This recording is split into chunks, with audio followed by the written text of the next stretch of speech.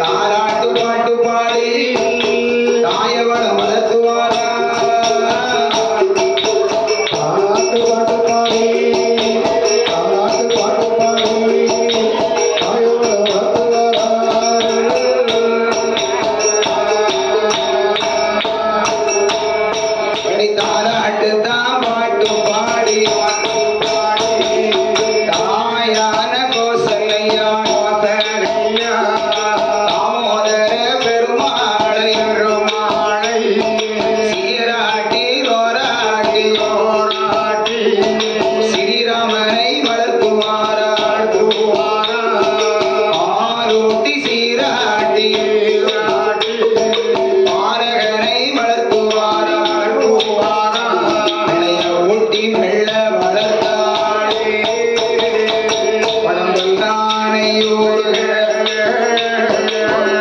கட்டி அவள் வளர்த்தாளே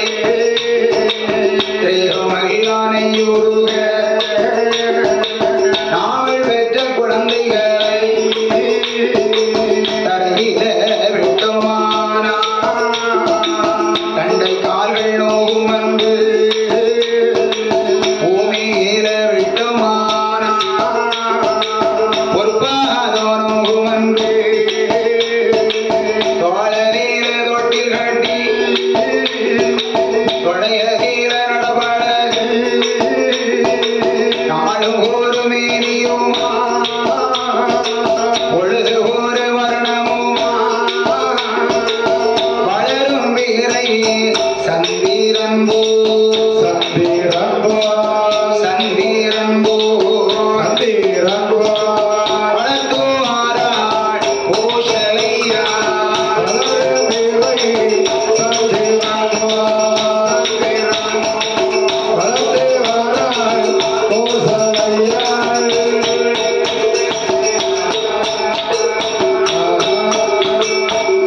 கோசலை கைகை சுமித்திரை என்று சொல்லக்கூடிய மூன்று தாய்மார்களும் என்னன்னா ராமன் பரதன் லட்சுமணன் சத்துருக்கன் என்று சொல்லக்கூடிய 4 குழந்தை செல்வங்களை அந்த 4 சிறு பாலர்களை ஓட்டி வளர்த்தாள் உடம்பெல்லாம் நெய்வுருக தேற்றி வளர்த்தார் திரேகமெல்லாம் நெய்யுருக தான் பெற்ற குழந்தைகளை தரையிலே விட்டால் தண்டைக்கால் நோகும் என்று பூமியிலே விட்டால் ஒரு பாதங்கள் நோகும் என்று சொல்லி தோழவில் தொட்டி கட்டி தொடையதிர நடவலாகி நாள் ஒரு மேலையும் பொழுது ஒரு வர்ணமுமாக வளரும் விரை சந்திரனை போல் வளர்த்து வருகின்றார்கள் 3 தாய்மார்களும். அவன்னா குழந்தை ரகுராமச்சந்திர பூதிக்கு பெருமாள் ராமசாமிக்கு பட்டியில சாதம் வைத்தார் சாதம் வைத்தார்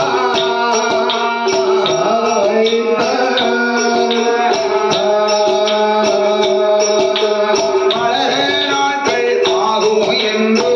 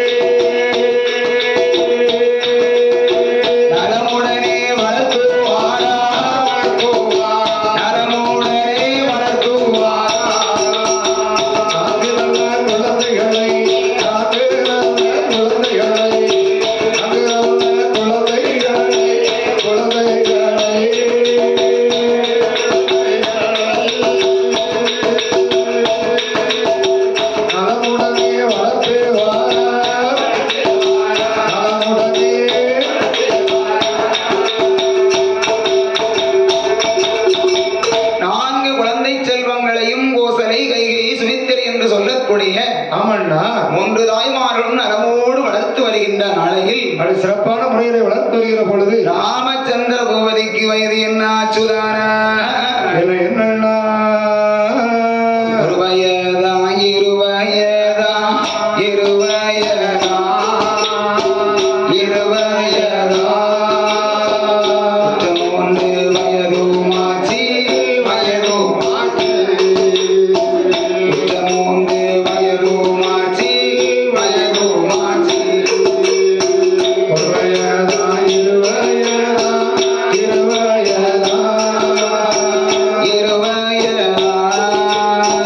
குற்றமூன்று வயதுமாகி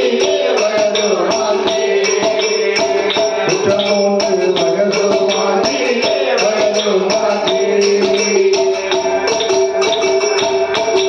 எனக்கு மூன்றாவது வயதில் முடியறக்கி காது குத்தி கடுக்கம் போட்டான் கையில் காப்பு தான நாலாவது வயதில் நடந்து ஓடும் பிராயமானோ ஐந்தாவது வயதில்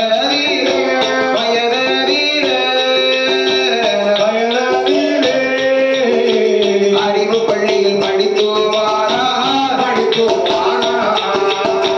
அறிவு பள்ளியில் படித்துவாரா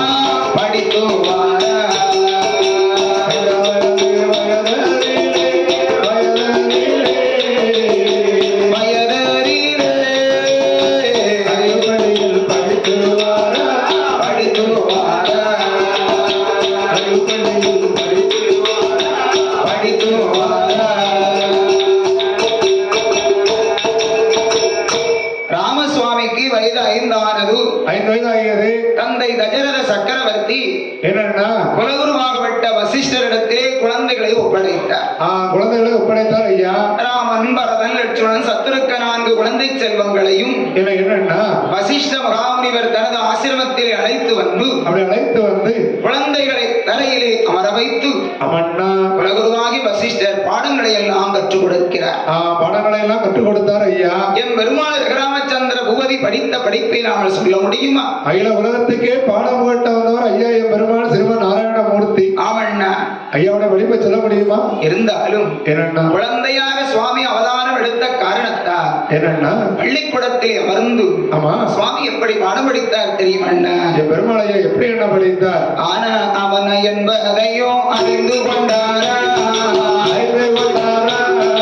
ஆனா அவன என்பதையோ அறிந்து கொண்டாரா அன்னையும் பிதாவும் முன்னறிக்கை ஒன்று அறிந்து கொண்டாரா அன்னையும் பிதாவும் முன்னறிக்கை ஒன்று அறிந்து கொண்டாரா சுவாமி அறிந்து கொண்டாரா அன்னையும் பிதாவும் முன்னறிக்கை ஒன்று தெரிந்து கொண்டாரா அன்னையும் பிதாவும் முன்னறிக்கை ஒன்று தெரிந்து கொண்டாரா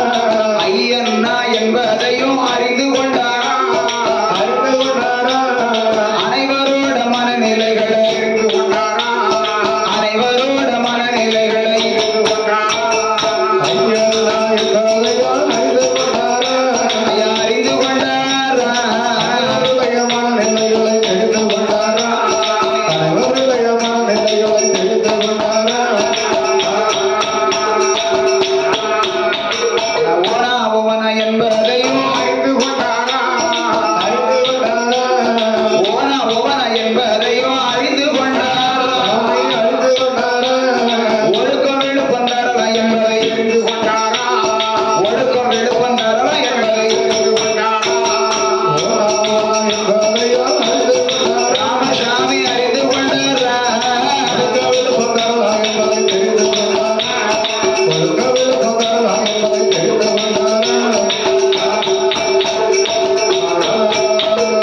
அவன் அக்கன என்பதையும் அறிந்து கொண்டாரா அவன் அக்கன என்பதையும் அறிந்து கொண்டாரா அகில உலக மக்களை எல்லாம் அறிந்து கொண்டாரா அகில உலக மக்களை எல்லாம் அறிந்து கொண்டாரா பெருமாள் அறிந்து கொண்டாரா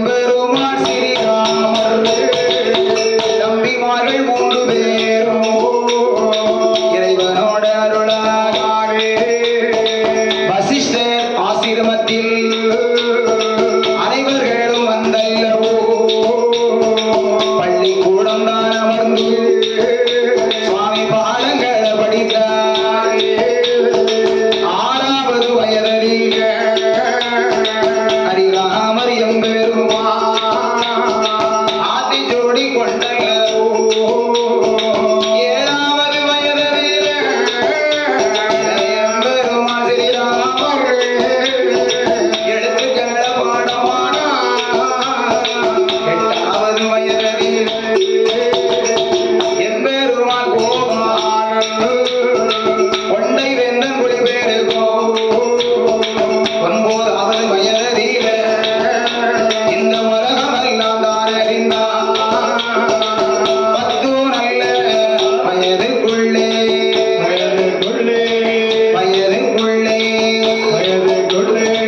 பலகலைகளையும் பாடமான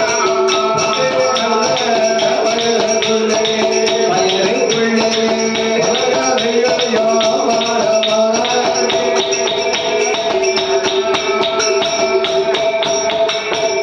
ராமச்சந்திர பூமானுக்கு வயது 10 எல்லா கலைகளையும் இறைவன் அருளால் நல்ல முறையிலே கற்று வருகிறார் சுவாமி அனைத்து படிப்புகளையும் படித்தார் ஐயா எம்பெருமாள் 4 வேதங்கள் 6 சாஸ்திரங்கள் 18 புராணங்கள் 32 தான தர்மங்கள் ஆயக்கலைகள் 64 கலைகள் 96 தத்துவங்கள் 108 ஆகமங்கள் 1008 இதிகாச புராணங்கள் எல்லா கலைகளையும் படித்தார் ராமசுவாமி ஆமண்ணா அது மட்டுமா படித்தார் அது என்னென்ன படித்தார் வில் வித்தை என்றும் ஆமையா சொல் வித்தை என்றும் ஆமா ரஜகண பரீட்சை என்றும் பரீட்சை என்றோம் எல்லா கலைகளையும் தேர்ச்சி பெற்றார் ராமசுவாமி அமண்ணே இப்படி படித்து முடித்த போது என்னன்னா சுவாமி அரண்மனைக்கு வருகிறார் சரி காலங்கள் கடந்தன அம்மா சுவாமிக்கு வயதோ 12 நடந்தது 12 வயதாகிவிட்டது பெருமாளுக்கு தந்தையாய தசரத சக்கரவர்த்தி என்னன்னா ராமபிரானுக்கு இளவரசர் பட்டத்தை சுட்டி வைத்தார் என் பெருமாளுக்கு சுட்டி வைத்தார் ஐயா ராமசுவாமி இளவரசராக மாளிகையிலே இருக்கின்ற போது காலங்கள் கடந்தன நாட்கள் நகர்ந்தது ஒரு நாள் தினத்திலே ராமச்சந்திர பூமான் தம்பி லட்சுமணனை அழைத்துக் கொண்டு என்னன்னா மைதானத்திலே வந்து ஆமையா அண்ணன் தம்பி 2 பேரும் சுண்டு வில்லை கரம் பிடித்து விளையாடி கொண்டிருந்தார்கள் 2 பேரும் விளையாடி கொண்டு இருந்தார்கள் அந்த மைதானத்தில் 2 பேர் விளையாடும் போது யார் வருகிறார் தெரியுமா அங்க இருந்து யாரண்ணா வருகிறார் கோனி வாராளே பொல்லாத கோனி வாராளே ஓடி வாராளே சொல்லாத ஓடி வாராளே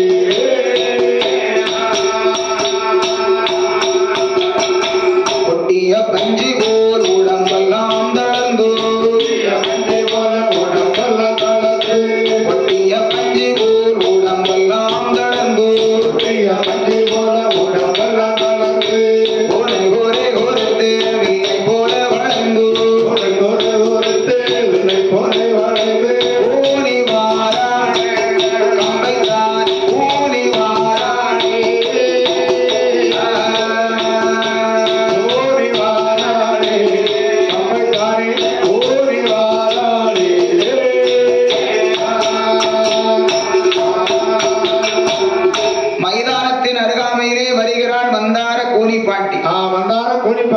அப்படியா? இடுப்பிலே ஒரு குடத்தை வைத்துக் கொண்டு ஆமாண்ணா.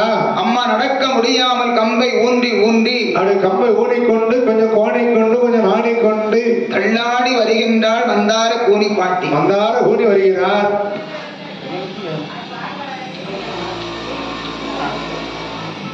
மந்தார கூனியானவள் என்னன்னா இப்படி மைதானத்தின் அருகாமையிலே சுவாமி வருகிற போது பெருமாள் ஐயா வருகிற பொழுது லட்சுமண பெருமாள் பாட்டி அம்மா வருவதை கண்ணால் கண்டார். இளைய பெருமாள் பார்த்தார். கண்ணாருகிறாமா தம்பி அதோ வாருங்கள் வயதான பாட்டி நடந்து வருகிறார்கள். ஆமா ஆமா ஆமா. அவர்களுக்கு இருக்கக்கூடிய கூரை நிமிருங்கள் என்றார் லட்சுமண பெருமாள். லட்சுமண பெருமாள் சொன்னார். உடனே ராமன் சொல்லுகின்றார், தம்பி லட்சுமணா என் அண்ணே பாட்டி கூனத்தான சருவ செய்ய சருவை செய்ய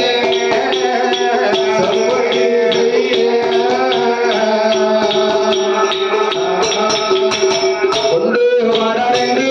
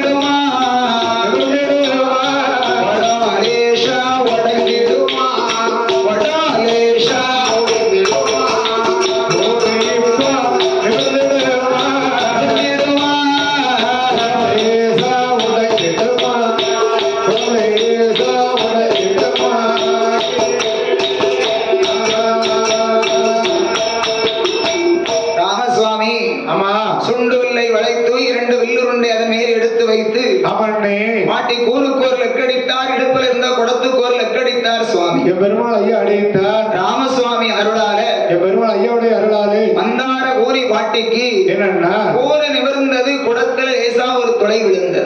துளை விழுந்தது. சும்மா போனாங்களா பாட்டி அம்மா? அதுக்கப்புறம் சும்மா போனாங்களா? ராகமா லட்சுமணா, எவ்வளவு துளையில இருந்த நல்ல தண்ணி எடுத்து வாரேன் தெரியுமாப்பா? என் கூட நிமிர்த்திட்டியே, என் குடத்தை இப்படி துளை போட வைத்து விட்டாய.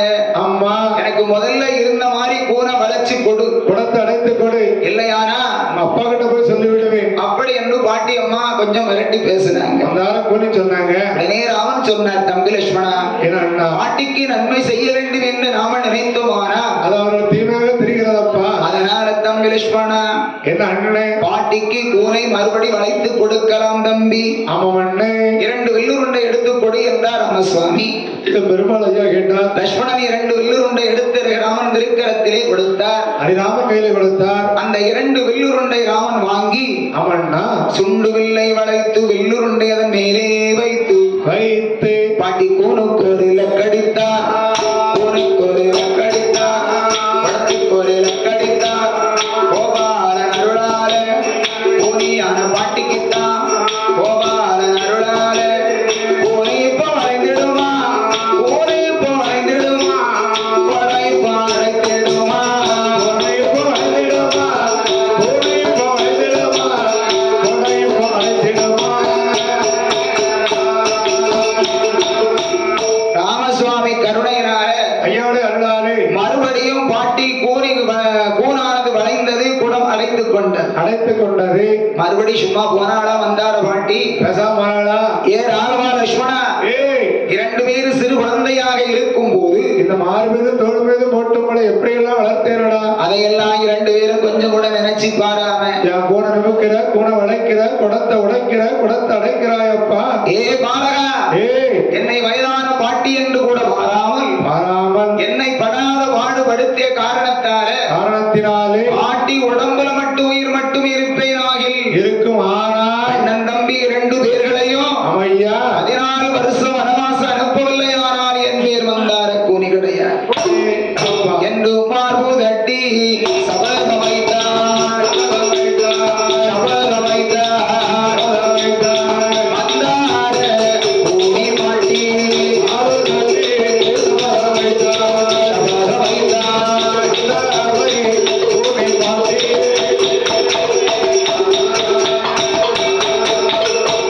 மார்பு தட்டி சபதம் வைத்தால் மயில் வந்தார கூனி பாட்டி. திடீர்னு வார்த்தை மாறுது. மந்தார கூலியானவள் என்னன்னு கோபத்துல சொன்னா இல்லையா? ஆமா, சொல்ல மாட்டாள பிறகு போறோம் இல்லையா?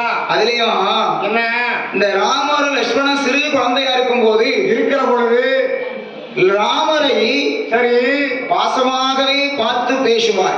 அதிக பாசமா வளர்த்தாங்களா ராமர் ராமர பார்த்து பேசுவதோட சரி. சரி, ஆனால் லட்சுமணன் இருக்கான் இல்லையா? சின்னவன் சரி, அவன் எல்லாம் பார்க்க குண்டு குண்டுன்னு கருப்பா இருப்பான், குண்டு இருப்பான். கருப்பா இல்லைன்னா பொன்னிறமா இருப்பான். சரிதான் குண்டு குண்டுன்னு இருப்பான். ஆமா அது அந்த பாட்டிக்கு சின்ன பிள்ளையிலே பிடிக்கும். அப்பவே அவங்களுக்கு பிடிக்கும். அப்போ சரி, உடனே அந்த குழந்தை எடுத்து அப்படியே அந்த அம்மா குழந்தை எடுத்து வச்சிருப்பாங்கல்ல. ஆமா சின்ன பிள்ளையில ஆமா பையன் என்ன பண்ணுவான் தெரியுமா? என்ன பண்ணுவான்? பாட்டி தோல்லே போய் விடுவான். அப்படியா? சரி, அதனால அந்த குழந்தை ஆமா இன்னைக்கு வெள்ளுருண்டை வச்சு எரிஞ்சா கோவம் வருமா? வரத்தான செய்யும். அதனாலதான் பாட்டி சொன்னா, ஏ ராகவா லட்சுமணா பச்சிலம் குழந்தையானங்க இருக்கும் போது எப்படி எல்லாம் நம்மளை வளர்த்தேன் தெரியுமாடா? அதெல்லாம் கொஞ்சம் கூட நினைச்சு பாராம, ஆமா பழச நினைச்சு பார்க்காம வயது எனக்கு அதிகமாயிட்ட காரணத்தால என்ன மதிக்க முடியடா. என்ன கொஞ்சமாவது நினைச்சு பாத்தீங்க முடிப்பு கடைக்கு வார போற என்ன செய்தியா என்று கோபத்தில் சொன்னாள் பாட்டி. சரி, கோபம் கொண்ட உடனே இதை அறிந்தால் லட்சுமணன். ஆமா, லட்சுமணனுக்கு கோபம் தாங்க முடியல. அவனுக்கு தீ பிடிக்க முடியும். ஏற்கனவே ராமரை விட லட்சுமணனுக்கு தான் கோபம் அதிகம். கோபம் அதிகம் வரும். காரணம் என்னென்ன? லட்சுமணனாக பிறந்திருப்பது யார் தெரியுமோ? யாரு? திருப்பார் கடலில அமையா பாம்பனை மேலே பள்ளி கொண்டு இருக்கின்றாரே கிருஷ்ணபராத்மா. ஆமண்ணா, அந்த கிருஷ்ணபராத்மா தான் சரி, மகாவிஷ்ணு தான் சரி, மறு அவதாரமாக ஆமா ராமராய் இங்கே பிறந்திருக்கிறார். ஐயா அவதரித்திருக்கிறார். அந்த பாம்பு இருக்கு இல்லையா?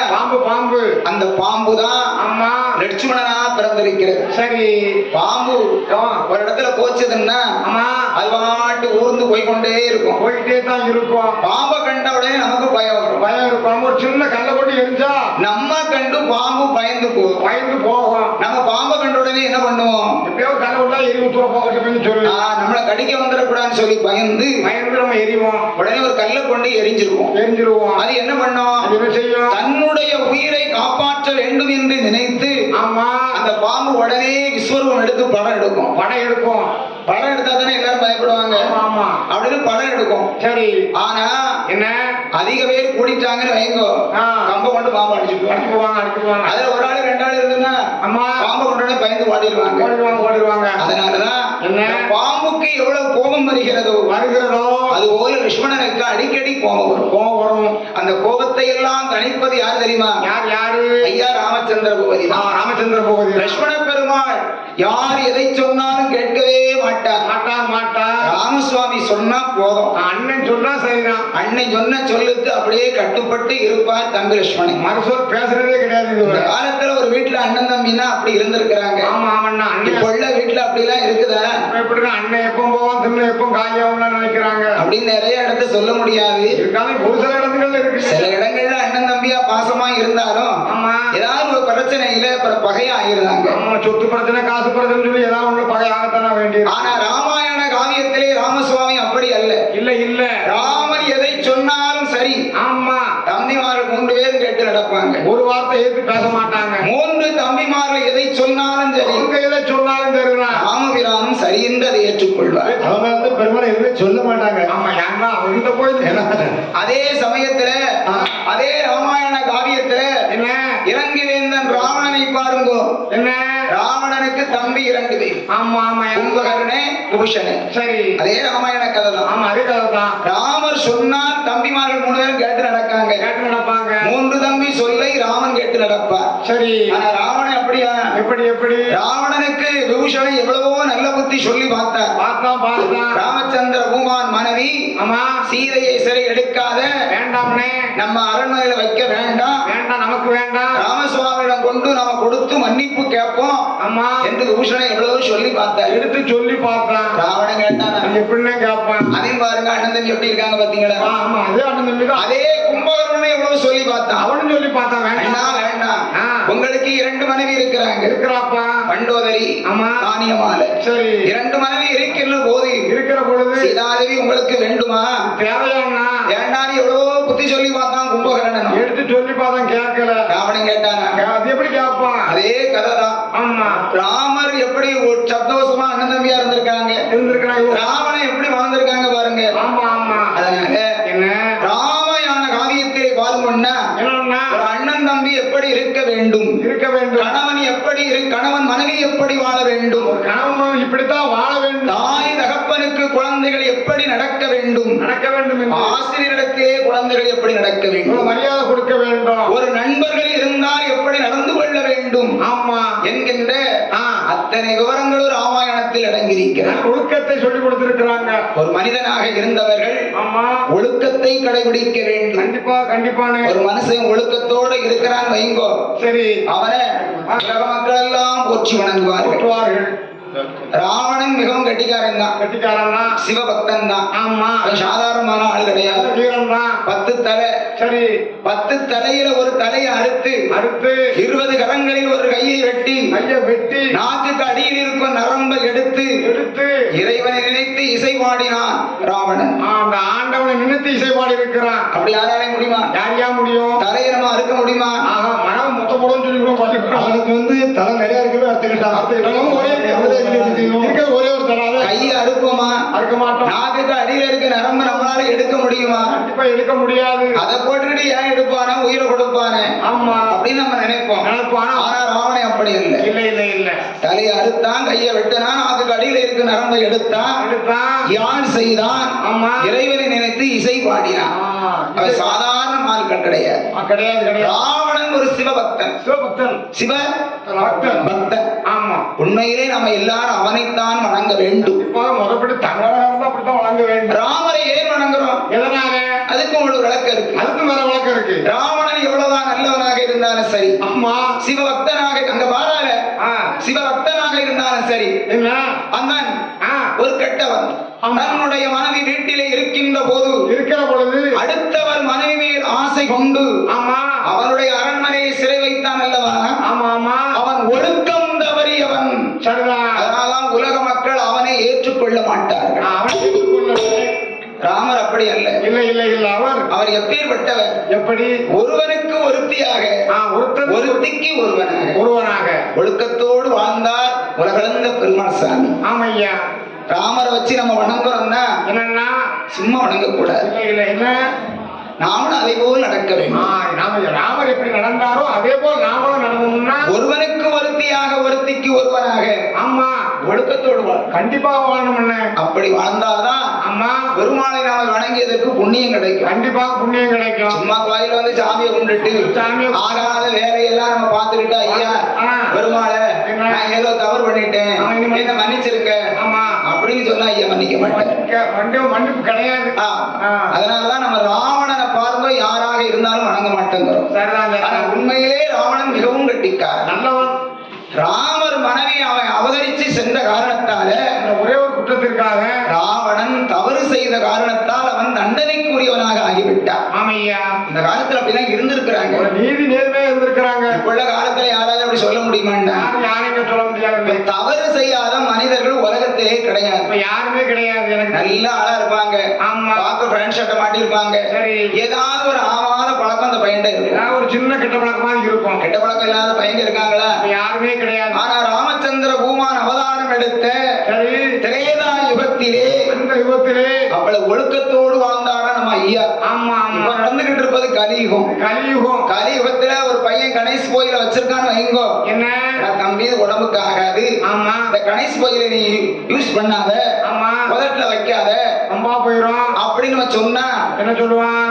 என்னாச்சு என்னன்னாச்சு உனக்கு என்னன்னாச்சு தெரியும். அது வச்சா தானே நான் வேலையை பார்க்க முடியும் முதல்ல. அப்படிமா ஆமா ஒரு பையன் குவாட்டர் அடிக்கான்னு வைங்கோ, என்ன? தம்பி இதெல்லாம் சாப்பிடக்கூடாதுப்பா, ஆமா. உடம்பு வம்பா போயிரும், சரி. உன் குடும்பம் வம்பா போயிரும் ஆமா. அப்படின்னு சொன்னா அவன் என்ன சொல்லுவான்? உனக்கு என்னையா தெரியும் ஐயோ, அது குடிச்சு பார்க்கணுமியா, அது குடிச்சு பார்த்தாலும் உங்களுக்கு ருசி தெரியும் அப்படின்னு சொல்லுவான். இப்ப நடக்கிற காலம் கலியுகம். ஆமா ஒரு ஆள்கிட்ட ஒண்ணு சொல்லி ஆமா. 9 வார்த்தை நம்ம கேட்க கூடாது. அது நமக்கு தேவையா? நம்ம நல்லதைத்தான் சொல்லுவோம், நல்லதைதான் செய்வோம். அது யாருக்கு எது ஆனா இவன் சொல்லி நம்ம கேட்கவா அப்படின்னு நினைக்கும் போது சரி. அது தவறாத்தான் வந்து முடியும். முடியும் ஐயா. ஆனா ராமசுவாமி காலத்துல அப்படி கிடையாது. அது கிடையாது. அதனாலதான் ராமர் எதை சொன்னாலும் தம்பி கேட்டு நடந்தார்கள். ஆமண்ணா தம்பிமார்கள் எதை சொன்னாலும் தாமரை கண்ணனும் சரி என்று சம்மதித்தார். அண்ணனும் கேட்டு நடந்தான். அப்படியெல்லாம் நம்ம அண்ணன் தம்பியாக வாழ வேண்டும் என்பதற்காக ஐயா நம்ம சுவாமியை வணங்கி கொண்டு இருக்கிறோம். ஆமா ஆனா ராம லட்சுமணர் எப்படி இருக்கின்ற போது ஐயா பார்த்தா ராமபகவான் தம்பி லட்சுமணா என்ன அண்ணா வயதான பாட்டிதானப்பா, அது நம்ம பாட்டி தானப்பா. நம்ம 2 பேரும் சின்ன குழந்தையா இருக்கும் போது ஆமா எப்படி எல்லாம் பாட்டி நம்மளை வளர்த்தாங்க. கேட்பாங்கப்பா. அவங்க ஒரு வார்த்தை சொன்னாங்கன்னு உனக்கு ஏன்பா கோவம் வருது? எனக்கு தாங்க முடியல தம்பி என்ன இவ்வளவு வேறமும் வசனம் பேசியிருக்கேன், மறுபடியும் கோபம் வருதுங்கிறியப்பா. என்ன வளர்த்தான் செய்யும் தம்பி என்ன கோபம் என்பது ஆகாது. போமா நீ ஏன் கோபப்படுதுன்னு எனக்கு தெரிஞ்சு போச்சு. எவ்வளவு நேரமா என்கிட்ட வசனம் பேசிக்கிட்டு இருக்க அப்படிங்கிறான தம்பி, கோபத்தை மறந்து விடு, கொடிய பழக்கத்தை என்னோடு நிறுத்தி விடு. கொடிய பழக்கத்தை அப்படியா என்று ராம லட்சுமணனை பார்த்து கோபத்தை குறைக்கிறார். தம்பி லட்சுமணா என்ன அண்ணன் இத்தனை கோபமும் உந்தருக்கு வந்த ஏதரா தம்பி லட்சுமணா.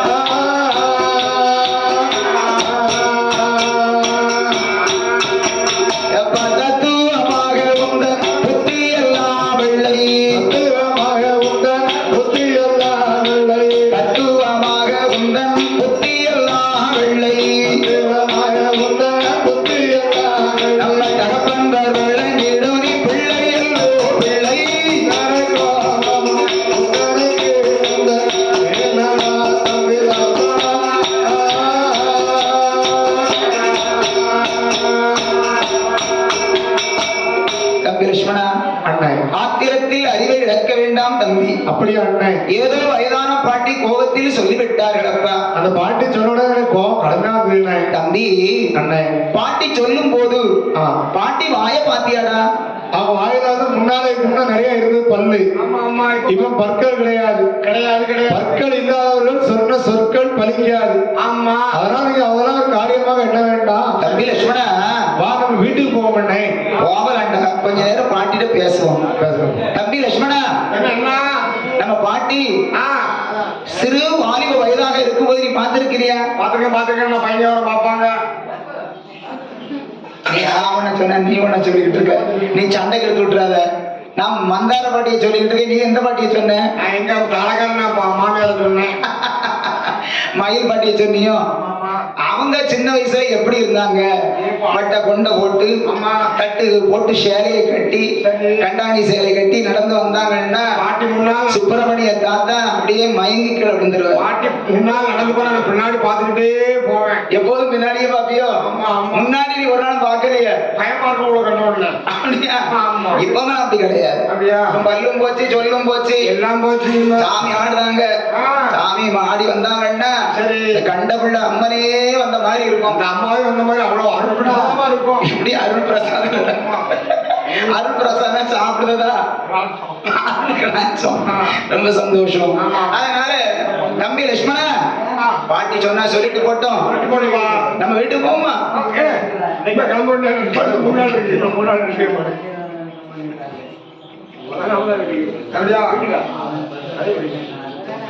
என்று ஆமா ராமனோ லட்சுமணனோ ராமரோ லட்சுமணனோ ஆனந்தன் நதியில விளையாட்ட முடித்து விட்டு விளையாட்ட விட்டு வீட்டுக்கு தவறாக விளையாட்டை முடித்துவிட்டு வீட்டுக்கு தவறாரே. அவர்கள் அரண்மனையில் வந்தல்லவோ ஹரிராமச்சந்திரரும் அவரோட தம்பிகளும் பாசத்தோடு நேசத்தோடு பண்போடு வாழ்ந்து வார பாசத்தோடு நேசத்தோடு பண்புடனே வாழ்ந்துவாரா. அப்படி வாழ்ந்து வரும் நாளையில தெய்வலோகானதில தெய்வேந்திர சபையதில விண்ணோ மண்ணோ புகழ் படைத்த விஸ்வாமுத்திர கொலுவிருந்தார் புகழ் படைத்த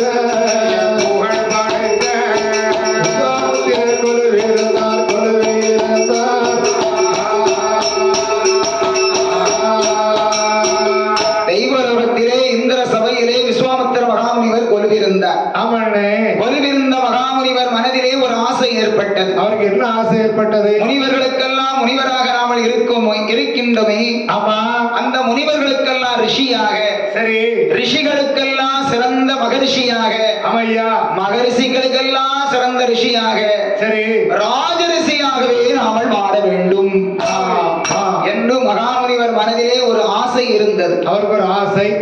ராஜரிஷியாக மாற வேண்டுமே, ஆனால் அது சாதாரண நடக்க லேஸ்பட்ட காரியம், சுபகாரியம், சுலபமான காரியம் கிடையாது. பூலோகத்தில் வந்து அமர்னை ஆளரவம் இல்லாத அடர்ந்தவன கானகத்திலே அமர்ந்து ஆண்டவனை நினைத்து ஒரு வேள்வியை வளர்க்க வேண்டும். அந்த வேள்விக்கு எந்த ஒரு இடையூறு இல்லாதபடி கவனித்துக் கொள்ள வேண்டும். இடையூறு நடந்து விட்டால் ராஜரிஷியாக மாற முடியாது. மாற முடியாது. அப்படி ஒரு ஐதீகம் இருக்கிறது. ஆமண்ணா. அதனால் தெய்வலோகத்தை கடந்த விஸ்வாமித்திர மகாமுனிவர் பூலோகம் வந்தார். சரி, தாடகைக்கு சொந்தமான வனம் என்று சொல்லக்கூடிய தண்டகாவன வனத்தை தேர்வு செய்து அமண்ணே விஸ்வாமித்திர மகாமுனிவர் எப்படி வெளி வளர்த்தார் தெரியுமா? அங்கே வந்து எப்படி என்ன வேலை செய்தார்? அவர் ஆளநீட கொடிய தோண்டி நல்ல கொடிய வெட்டி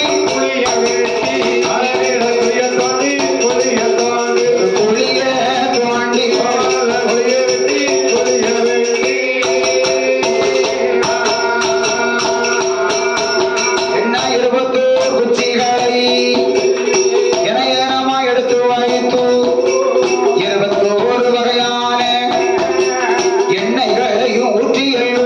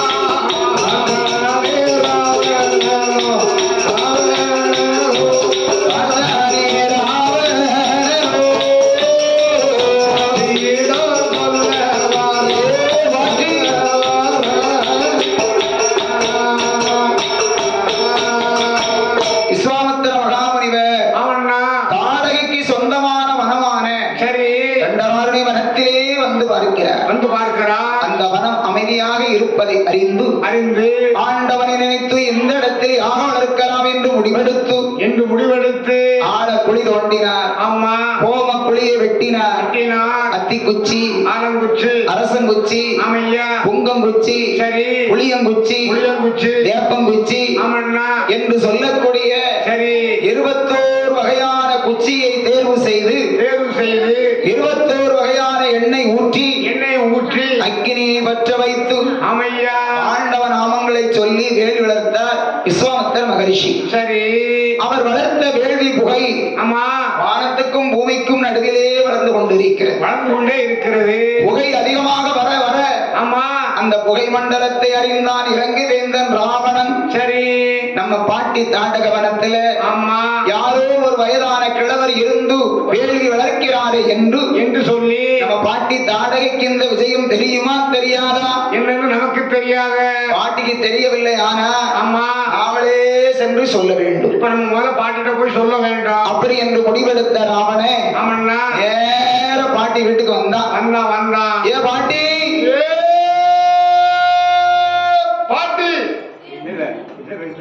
பாட்டி, யாரப்பா யாரு?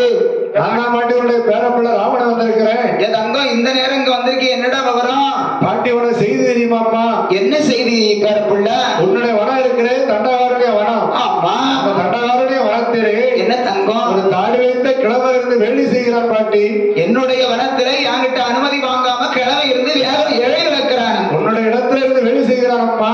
எவ்வளவு நெஞ்செழுத்த இருக்கும் அந்த கழுத்து முடிவானுக்கு. இப்ப பாரு வேலையை அவன இதோ பார் அவனை என்ன பண்றேன் பார் என்று என்னே தாடக கோபத்தோடு எழுந்தான்.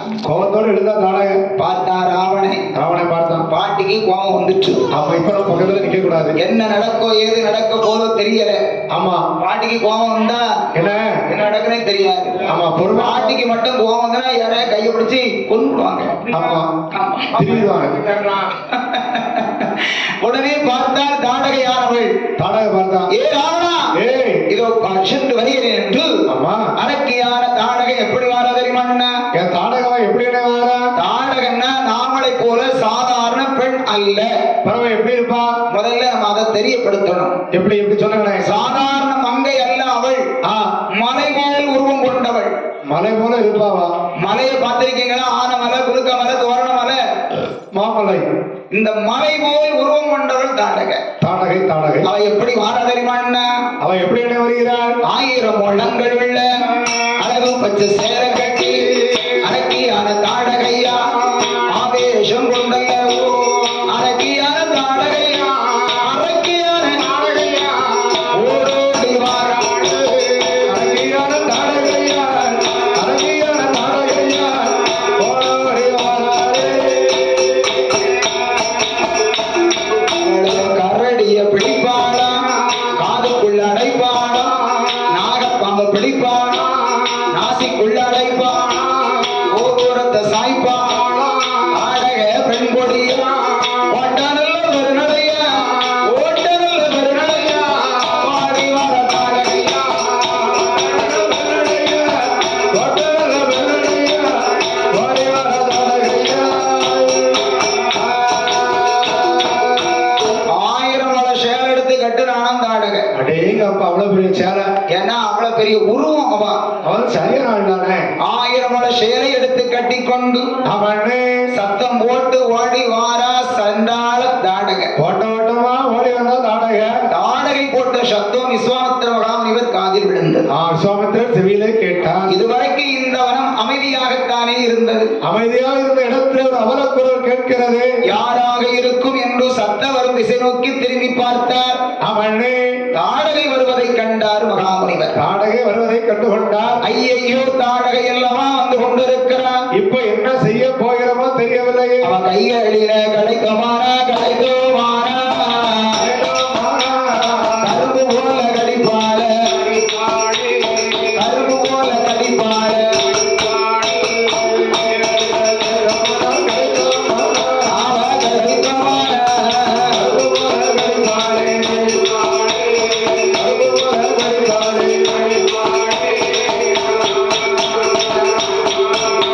அவன் வாயிலாக பட்டவன் வாழைப்பழம் போல இருந்த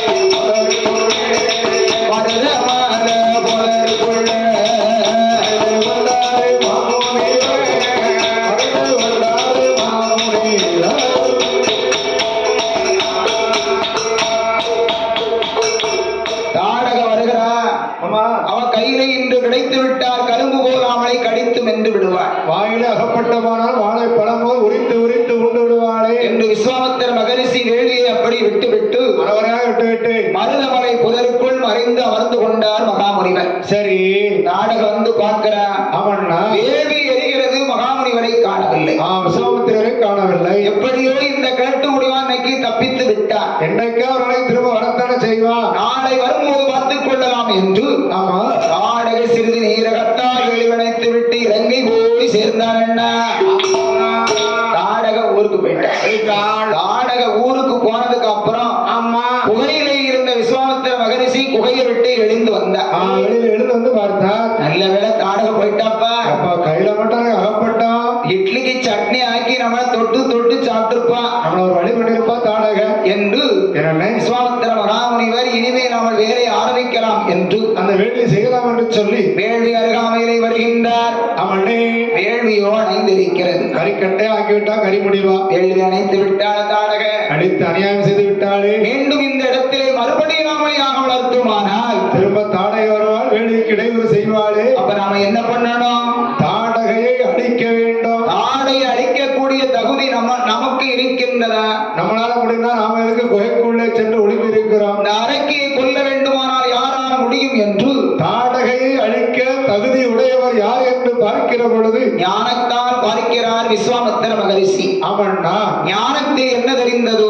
என்னன்னா தெரிகிறது? பார்க்கடலிலே பள்ளி கொண்டு இருக்கக்கூடிய பரந்தராமனின் பெருமாள் சிறுவன் நாராயணமூர்த்தி நாராயணர் ஒருவரால் தான் தாடையை அழிக்க முடியும் என்பதை அறிந்து கொண்டார். சரி, அந்த நாராயண நரசிம்ம ரூபன் பெருமாள் ஐயா இப்போது அயோத்திமா நகரிலே தசரத சக்கரவர்த்திக்கு தலைமகனாக பிறந்து வளர்ந்து வருவதையும் அறிந்து கொண்டார். தலைமகன் ராமனாக பிறந்திருப்பதை அறிந்தார் இந்த விஸ்வாமித்திரர். அப்ப நினைத்தார் மகாமுனிவர், அயோத்திக்கு செல்ல வேண்டும், அதை ராமனை அழைத்து வந்து அரக்கி தாடகையை அழிக்க வேண்டும் என்று மகாமுனிவர் அயோத்தி மாநகருக்கு புறப்பட்டார். எப்படி வருகிறார்? மாதவனை அழைக்க வாரார் மாமுனிவர், மாதவனை அழைக்க வாரார், மாதவனை அழைக்க வாரார் மாமுனிவர், மாதவனை அழைக்க வாரார்.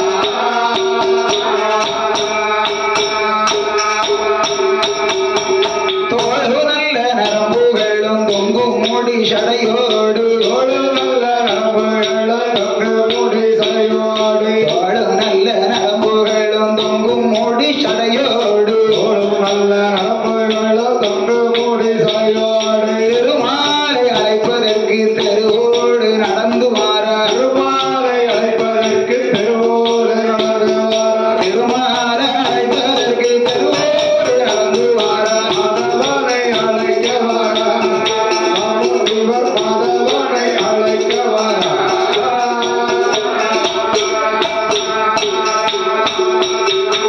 கையில் தீரு சங்குடனே கழுத்துல ருத்ராட்சமால போட்டு, தன்னுடனே கழுத்து ருத்ராட்சமாலை போட்டு, கையில் தீரு சங்கோடு கழுத்துல ருத்ராட்சமால போட்டு, கையில் திரு சங்குடனே கழுத்து ருத்ராட்சமாலை போட்டு, காவி வேசி அணிந்து கொண்டு காகுந்தனை அழைக்க வாரார், ஆயிரத்தி ஐந்து வந்து காவந்தனை அழைக்க வாரார். காவி வேசி அணிந்து கொண்டு காகுந்தனை அழைக்க வாரார், மாதவனை அழைக்க வாரார் மாமுனிவர், மாதவனை அழைக்க வாரார்.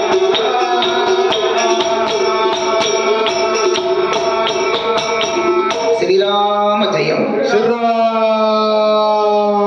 ஜெயம் என்று ஆமா சுவாமியுடைய நாமத்தையே சொல்லிக் கொண்டு என் பெருமாளை திருப்பேரை சொல்லிக்கொண்டு இடுப்பிலே காவி வேஷ்டி கட்டியிருக்கிறார், கழுத்து நிறைவாக ருத்ராட்ச மாலை அணிந்திருக்கிறார். தோளிலே ஒரு பொக்கணம் பையை போட்டுக்கொண்டு கையில் ஒரு திருவோடு ஒரு கமண்டலம் ஒரு கம்பு எடுத்துக்கொண்டு திருவோடு பக்கத்தில் ஒரு திருச்சங்கு கரம் பிடித்து ஆமா திருமாலியம் பெருமாள் ராமச்சந்திர பூமானை பார்ப்பதற்காக என்னன்னே விஸ்வாமித்திர மகாமுனிவர் அயோத்தி மாநகருக்குள்ளே வருகிறார். சரி என்ன சொல்லி வாரா? என்ன சொன்னாரு? வாழ்க தசரதா, வாழ்க தசரதா, வாழ்க, உன் வழி வாழ்க, வாழ்க, வம்சம் வாழ்க, வாழ்க, குடி வாழ்க, வாழ்க, கோத்திரம் வாழ்க, வாழ்க, வாழ்க வளமுடன் நன்றி நலமுடன் சிறாம ஜெயம். வாழ்க வாழ்க என்று விஸ்வாமித்திர மகாமுனிவர் அரண்மனைக்குள் வருவதை கண்டார் தசரதர். அரியணையிலே அமர்ந்த ஆட்சி வரிமானம் நடத்தி கொண்டிருக்கக்கூடிய தசரத தசரதர் பார்த்தார். நாற்காலில் உட்கார்ந்து இருக்கக்கூடிய மன்னன் பார்த்தார். ராமனுடைய பெயரை உச்சரித்துக் கொண்டு ஏதோ ஒரு பெரிய மகானலமா வருகிறார். வாழ்க வாழ்க என்று யாரோ வருகிறார்களே, ஆமா, யாராக இருக்கும்? யாராக இருக்கும்? இந்த அரண்மனை வாசலை தசரதர் உற்று நோக்கி கவனமாக பார்க்கிறார். அப்படி கூர்மையாகவே பார்த்தார் ஐயா. விஸ்வாமித்திர மகாமுனிவர் வருவதை அறிந்தார். முற்றும் துறந்த முனிவர் நமது அரண்மனைக்கு வருகிறாரே, பெரிய மகானலமா வருகிறார். அவரை எதிர்கொண்டு அழைக்க வேண்டும் என்று ஆமா தசரத சக்கரவர்த்தி என்னென்ன எப்படி வரவேற்றார் தெரியுமோ? எப்படி என்ன வரவேற்றார்? அரியாசனம் விட்டு தான் எழுந்து, அரியாசனம் விட்டு தான் எழுந்து, அரச மன்னந்த சரதரோ, அரச மன்னந்த சரதரோ, விண்ணோ மண்ணும் புகழ் வளைத்த, விண்ணோ மண்ணும் புகழ் வளைத்த, விஸ்வாமுத்திரரை கண்டல்லவோ, விஸ்வாமுத்திரரை கண்டல்லவோ, வந்தனா செய்தார் தசரதர் வந்தனா வந்தன செய்தாரே, தசரதர் வந்தன செய்தாரே.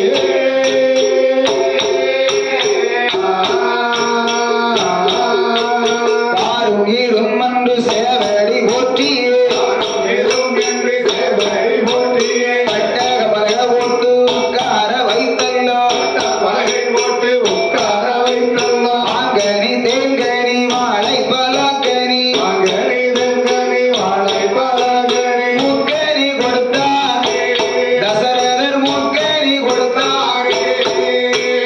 முக்கனி கொடுத்தாரே, தசரதர் முக்கனி கொடுத்தாரே.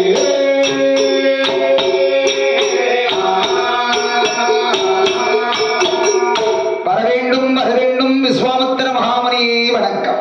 வணக்கம் வணக்கம் வணக்கம். சுவாமி ஐயா, சௌக்கியமாக இருக்கிறீர்களா சுவாமி? நலமாக இருக்கிறேன். நலத்திற்கு என்ன குறை? சுவாமி ஐயா, தாங்கள் என்னை பார்ப்பதற்கு இவ்வளவு தூரம் நீங்கள் நடந்து வர வேண்டுமா? வர வேண்டுமா?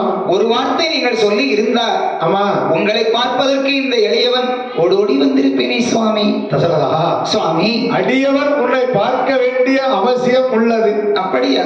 ஆகையினால் அடியவன் இந்த அரண்மனை தேடி ஓடி நாடி தேடி வந்து விட்டேன் அப்பா. ஆகட்டும் சுவாமி, சரி அப்பா. அரியணையில் அமர்ந்திருங்கள் என்று அம்மா, மகாமுனிவரை மன்னன் தசரத சக்கரவர்த்தி அரியணையிலே அமர வைத்து ஒரு இடத்துல உட்கார வைத்து விட்டு ஐயா மந்திரி அழைத்தார். சார், மந்திரி, என்னய்யா? கொஞ்சம் எந்திரி. நான் வாரேன் ஐயா. எப்பா, என்னய்யா? அதாவது முற்று திறந்த மகாமுனிவர் சரி, நம்முடைய இல்லம் தேடி வந்திருக்கிறார். சரி ஐயா. அவரோ அருந்தபசி. ஆமா, அருந்தபசி என்கிற காரணத்தினாலே அருந்தி பசி அமர்த்துவதற்கு சரி அன்ன ஆகாரம் கொடுக்க வேண்டும். சரி ஐயா. ஆகையினால் அரண்மனைக்குள்ளே சென்று அவருக்கு பால், ஆமா, பழம் இந்த மாதிரி அறுசுவை அன்னங்கள் கொண்டு வரும் ஐயா என்று மன்னன் சொன்னார் மந்திரியிடத்திலே. சரி ஐயா. பார்த்தார் இந்த மகாமுனிவர் விஸ்வாமித்திரர். என்ன செய்தார்? ஒண்ணும் செய்யல. தசரதா, என்னப்பா? அதாவது எனக்காக நீ பால் பழம் கொண்டு வர சொல்கிறாயப்பா. ஆமா, ஆமாம் ஐயா. தசரதா, நானே அருந்தபசி, ஆமா, எனக்கு அருந்த பசி இல்லையப்பா. இல்லையப்பா. அது மட்டும் வேண்டாமப்பா. சரி, நான் பால் பழம் எனக்கு வேண்டாம் என்று சொன்னார் மகாமுனிவர். சரி, எதுவுமே வேண்டாம் என்று சொன்னால் உங்களுக்கு என்னதான் சுவாமி வேண்டும்? என்ன வேண்டும் சுவாமி? என்ன பொருளை என்ன வேண்டும் என்பதை ஆமா என்னிடத்திலே சொல்லுங்கள் ஐயா. இல்லை என்று சொல்லாமல் தசரதர் நான் தருகிறேன் ஐயா. தருகிறேன் ஐயா. தசரதா, சுவாமி, சூரிய குலத்தில் பிறந்தவன் நீ. ஆமா, யார் வந்து எதை கேட்டாலும் இல்லை என்று சொல்ல மாட்டார்களோ அது குலத்தில் பிறந்த முன்னவர்கள். ஆமாம் சுவாமி. அப்பேற்பட்ட குலத்தில் பிறந்த நீ என்னையா நான் கேட்பதை மாட்டேன் என்றா மறுக்க போகிறார்? மாட்டேன் என்று மறுப்பு தெரிவிக்க மாட்டேன் சுவாமி. எனக்கு என்ன வேண்டும் தெரியுமா தசரதா? சுவாமி, ராமனை தருவாயே தசரதா, ராமனை தருவாயே. தருவாயே தசரதா, ராமனை தருவாயே.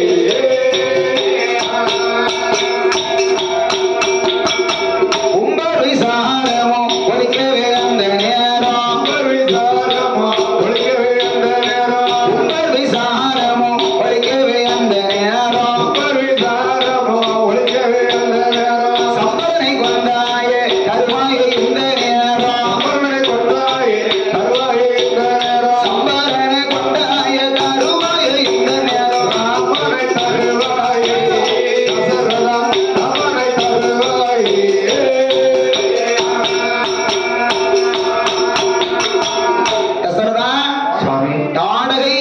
பெண்ணை அழிப்பதற்கு உனது மகன் ராமனை கேட்டு வந்திருக்கிறேன். சுவாமி தசரதா, என்ன பொருள் கேட்டாலும் இல்லை என்று சொல்லாமல் தருவேன் ஐயா. ஆனால் தலைமகன் தன் ராமனை என்னால் தர இயலாது சுவாமி. ஏ தசரதா, ஐயா, உன் கோட்டைக்குள் நுழைந்த உடனே என்ன சொன்னாய் என்று மறந்து விட்டாயா? எந்த பொருள் கேட்டாலும் தலைமகன் தன் ராமன் மீது ஆணையாக தருகிறேன் என்று சொன்னேன். வாக்குறுதி கொடுத்து விட்டு தவறாக நீ பேசலாமா தசரதா? என்ன சுவாமி? குழந்தை ராமனை கொடுக்க முடியுமா முடியாதா என்று கோபத்தோடு எழுந்தார். கோபத்தோடு எழுந்து நின்றார் விஸ்வாமித்திரர். அவனை விஸ்வாமித்திரர்னா சாதாரண ஆள் கிடையாது. அவர் ரொம்ப முன்னாள் காலத்துல நாட்டுக்கே மன்னனாக இருந்தவர். அது மட்டும் இல்லாமல் இப்போ சிவன் அடியார். சிவன் அடியார். என்னைக்குமே நம்ம வீட்டுக்கு சிவனடியார்கள் வராங்கன்னு வைங்கோ, என்ன அவங்க மனது நோகும்படி நாம எதுவும் பேச விடக்கூடாது. அவங்கள நம்ம எதுவுமே சொல்லக்கூடாது. அவங்க ஏதாவது ஒரு கோபத்துல ஒண்ணு சொல்லிட்டாங்கன்னா உடனே பதிக்கும். இப்ப நம்ம வீட்டுக்கு ஒரு திருவட்டு பண்டாரம் வராங்கன்னு வைங்களேன், வேற யாரு வந்தாலும் நம்ம பைசா கொடுக்காம இருந்துடலாம். சரி, திருவோட்டோட ஒருத்தர் வந்துட்டாங்கன்னு வைங்களேன், நம்மளால ஏற்கனவே ஏதாவது செய்ய வேணும். நம்மகிட்ட என்ன இருக்கிறதா, ஒரு ரூபாய் இருந்தாலும் 5 ரூபா இருந்தாலும் 10 ரூபா இருந்தாலும் இருக்கிறதாக்கி குறைச்சு கொடுக்க முடியாது, வாங்க மாட்டாங்க. நமக்கு தேவையில்லை, 10 ரூபா டீயே 12 ரூபா. ஆமா, சரி. ஆனால் 10 ரூபாய் குறையாம நம்ம கொடுக்கணும். எத்தனை பேர் வந்தாலும் சரிதான். ஆமா, ஆளுக்கு திருவோடு எடுத்துட்டு வந்தாங்கன்னு வைங்களேன், அவங்களுக்கு 10 ரூபா கொடுத்து நம்ம பரவாயில்ல திருவோடு தான் எடுத்து போவோம். அது செய்யலாம், அது ரொம்ப இஷ்டம். அந்த விஸ்வாமித்திர மகாமுனிவர் கோபத்தோடு எழுந்து நிற்பதை அறிந்த குலகுரு வசிஷ்டர் பார்த்தார். தசரதா, ஐயா, மகாமுனிவருடைய மனது நோகும்படி நடந்து கொள்ளாதப்பா. சரி சுவாமி, ராமனை தானப்பா கேட்கிறார், அனுப்பி எல்லாமே நல்லதே நடக்கும் என்றார் வசிஷ்டர். வசிஷ்ட மகாமுனிவர் சொன்னார். அந்த வார்த்தை காதில் கேட்டு தசரத மன்னவரும் மந்திரியிடம் அதிர மன்னவரும் சொல்லுவாரா, வாருமையா மந்திரியே, வார்த்தை ஒன்ற சொல்ல கேளும், மாளிகைக்குள் சென்றல்ல மாலரை ராமனை, இளைய நல்ல பெருமாளை, 2 நல்ல குழந்தைகளை, 2 நல்ல உடனடி அழைத்து வாரும். நல்ல குழந்தைகளை, 2 நல்ல குழந்தைகளை உடனடி அழைத்து வாரும். மந்திரி சுமந்தரிடத்திலே ராமனை லட்சுமண பெருமானை அழைத்து வர சொல்லி மன்னன் ஆணையிட்டார். அரசன் ஆணையிட்டார். மந்திரி சென்றார், ரகுராமனையும் லட்சுமணனையும் அழைத்து வந்தார். ஆமாண்ணே. 2 குழந்தைகளுடைய திருக்கரங்களை பிடித்த தசரதர் சொன்னார். என்ன சொல்லுகிறார்? சுவாமி, ஐயா, தாங்களோ ராமனை கேட்டீர்கள். ராமனை கொடுக்க மறுத்த குற்றத்திற்காக எனது இளைய மகனாகப்பட்ட லட்சுமணனையும் தங்களோடு அனுப்பி வைக்கிறேன் என்று அமண்ணே சுவாமி கரங்களை பிடித்து மகாமுனிவர் கையிலே கொடுத்து சொல்கின்றார். என்ன சொல்லுகிறார்? ஐயா மாமுனியே, இவர்கள் உங்கள் அழைக்கிற மாமுனியே, ஐயா மாமுனியே, இவர்கள் உங்கள் அழைக்கல மாமுனியே, இது நடிப்பு மாமுனியே, நாராயணனை நான் தான் சொல்லுகிறேன், இது நடிப்பு மாமுனியே, இவர்கள் உங்கள் அழைக்கல மாமுனியே. சுவாமி, ஐயா, என் குழந்தைகளை பாதுகாப்பாக பார்த்துக் கொள்ளுங்கள். தசரதா, சுவாமி, உண்மையிலே ராமனை என்னிடத்திலே அனுப்புகிறேன் அப்பா, கண்கலங்குகிறாய். ஆமாம் சுவாமி. கவலை கொள்ள வேண்டாம் அப்பா. என்ன சுவாமி? தசரதா, சாமி, உண்மையிலே ராமனை என்னிடத்திலே தருகிற பொழுது தருகின்ற நேரம் கோசலை ராமனாக தருகிறார். ஆமாம் சுவாமி. நான் உன்னிடத்திலே தருகிற பொழுது சுவாமி கல்யாண ராமனாக தருகிறேன் அப்பா. ஆகட்டும் சுவாமி, எல்லாம் அவன் செயல் அப்பா. எல்லாம் நல்லபடியாக நடக்க வேண்டும் சுவாமி. சரி ஐயா. என் குழந்தைகளை பிரிந்து ஒரு நாளும் நான் இருந்ததே கிடையாது. அப்படியா? என் குழந்தைகளை தாங்கள் அழைத்து செல்வதை பார்க்கும் போது சரி, என் மனம் வேதனை அடைகிறது சுவாமி, வேதனை அடைகிறது. வேதனை வேண்டாம் அப்பா. குழந்தைகளை மட்டும் பாதுகாப்பாக பார்த்துக் கொள்ளுங்கள் என்று ஆமா கண்களிலிருந்து கண்ணீர் மல்க சரி ராமனின் லட்சுமண பெருமானை மகாமுனிவர் பின்னால் அனுப்பி வைத்தார். விஸ்வாமித்திர மகாமுனிவர் 2 குழந்தை கரங்களை பிடித்துக் கொண்டு சரி மகாமுனிவர் முன்னாடி நடந்தார். மாய ரகுராமன் அவரை பின்னால் தொடர்ந்தார். லட்சுமண பெருமாள் 3வது ஆளாக நடந்து வருகிறார். முன்னமாக 3 பேரும் வருகிறார்கள். 3 பேரும் எங்கே வருகிறார்கள் தெரியுமா? எங்க என்ன வருகிறார்கள்? அயோத்தி மாநகரை கடந்து சரையு நதி பாதை கூடி சந்தோஷமாய் நடந்து வாரார். சரையு நதி பாதை கூடி சந்தோஷமாய் நடந்து வாரார். அத்துவான பாதை வழி பல அதிசயங்களை பார்த்து வார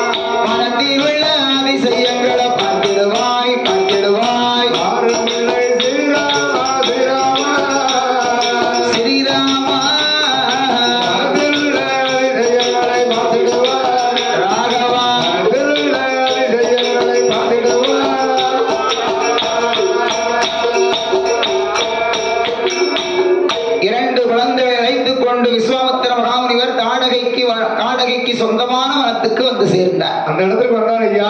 ராமச்சந்திரபுவா லட்சுமணன் 2 பேரும் வில்லேந்தி காவலாக நிற்க மகாமுனிவர் மீண்டும் வளர்க்கிறார் அந்த வனத்தில். திரும்ப வேலை செய்தார் ஐயா. அவர் வளர்த்த வேள்வி எப்படி எரிகின்றது தெரியுமா?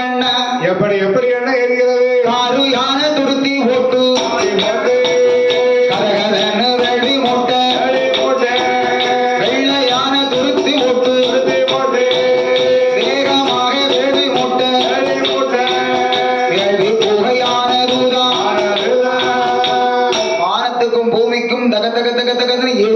எரிந்து கொண்டே இருக்கிறது. புகையை அறிந்தான் இலங்கை வேந்தன் ராவணன்.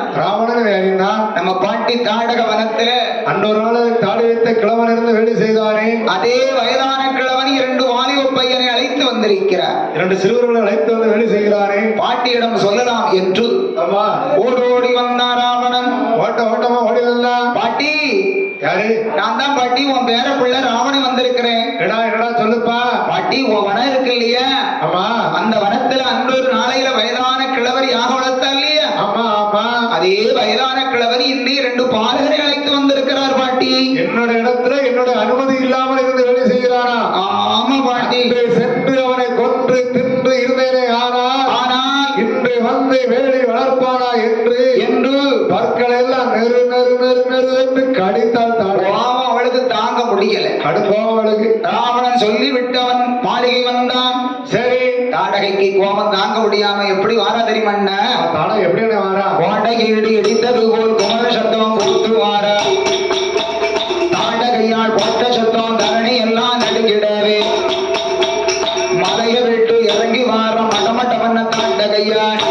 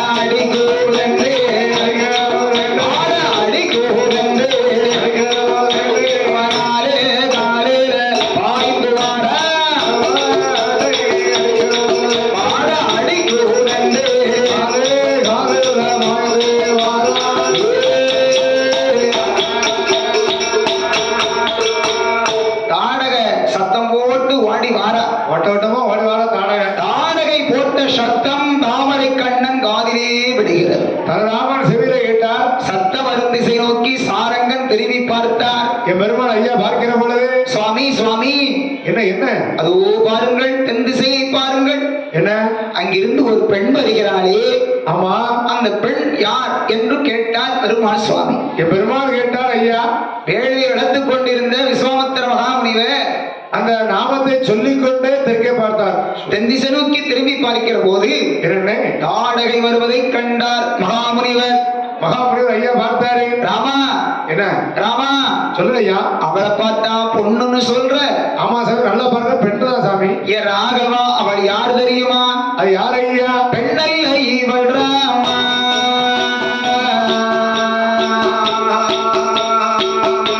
தாடக வண்ணம் கொண்ட எம்மன் தான் இவள் ராமா. பெண்ணல்ல இவள் ராமா. தாடக வண்ணம் கொண்ட எம்மன் தான் இவள் ராமா.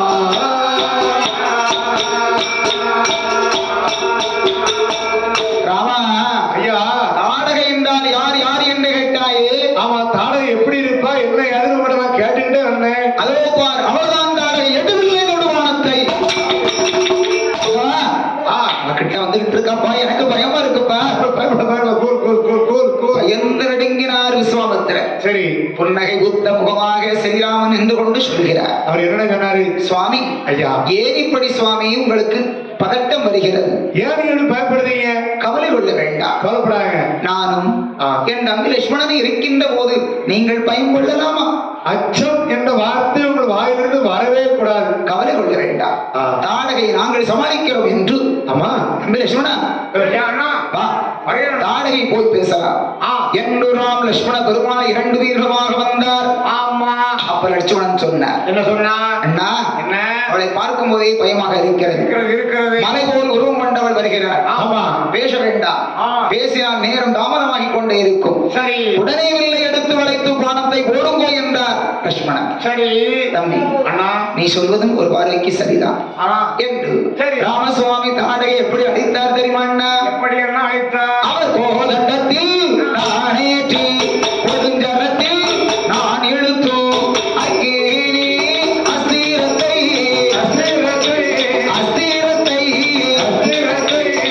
அதிவிரைவில் சரம் கொடுத்தார். அஸ்திரத்தை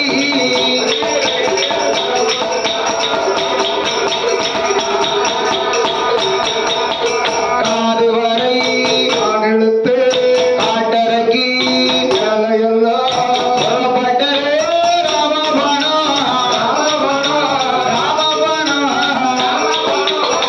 காடகையால் மார்பு நோக்கி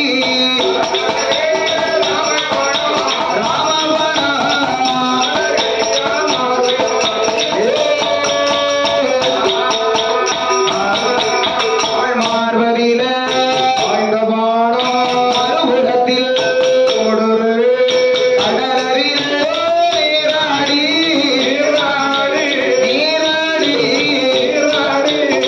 ராமன் கையில் வந்து சேர்ந்திடுவார்.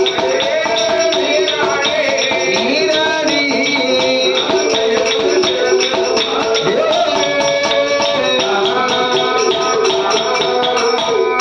ராமச்சந்திர பூமான் கோதண்ட வில்லை எடுத்தார். காதண்டவரை இழுத்தார். ராமசுவாமி ராமபாணம் சரந்தெடுத்தார். ராவணம் தடுத்தார் பெருமாள்.